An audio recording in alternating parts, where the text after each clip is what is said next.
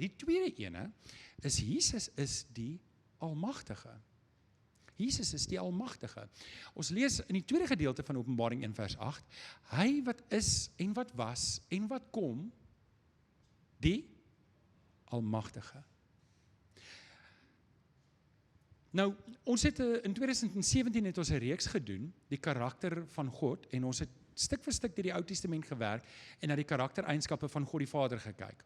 En wat ek hier wil hê jy moet weet is, as jy nou sou sê DNS, dan beteken dit maar net die fiber, the being. Jesus is van dieselfde wese as die Vader. Hy is van dieselfde wese as die Vader. So, as die Vader almagtig is, dan is Jesus ook almagtig. Het julle dit? Dit is belangrik om te weet. Jesus is nie beperk nie. Hy was op aarde beperk. Dis hoekom ek en jy nie meer 'n beeld het van Jesus wat 'n babietjie is nie. Want hy was beperk. Daai babietjie het niks gedoen nie. Toe die rabbi wonderwerke gedoen het, was dit maar beperk. Wel, Jesus sê op die disippels op 'n stadium sê vir hulle, en julle sal groter dinge doen as wat ek doen. Hoekom? Want Jesus se bediening hier op aarde is beperk, maar Jesus is nie nou meer beperk nie. Dis hoekom Jesus homself van Johannes openbaar om te sê, ek is nou onbeperk. Ek is onbeperk. So, almag beteken, en hier's wat dit vir my en jou beteken. Eerstens, almag beteken is die een aan wie al die krag behoort. Jesus het al die krag, hy het al die mag en hy het al die gesag. Jesus is sonder beperking, die een wat oor alles heers. Nou, hou net dit in gedagte, dis wat almag beteken, né? Nee?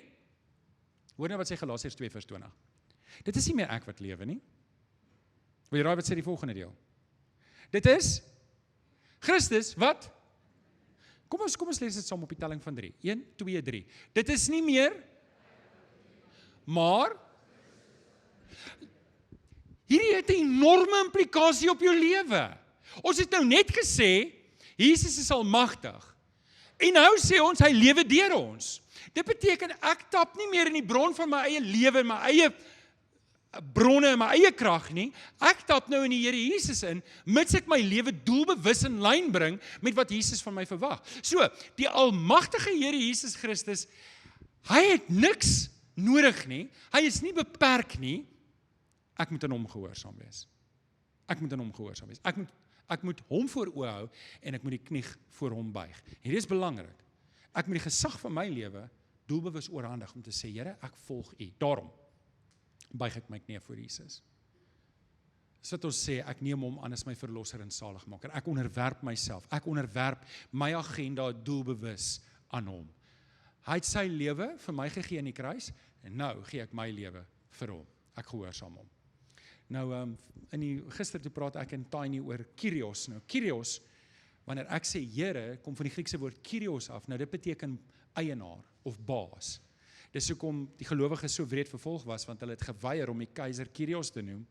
En hy het hulle doodgemaak, want hy het gesê, hoor jy kan enige God aanbid, solank jy ook my as God aanbid. En hulle het net geweier. En ek dink ons maak te min daarvan om te weet dat gelowiges, mense wat glo soos ek en jy glo, wat net geweier het om, verbeel julle self, ons presidentsie reik môre 'n brief uit wat sê, luister, jy kan enige God aanbid, maar jy moet sê die president is ook God. En julle dink ons land is in moeilikheid.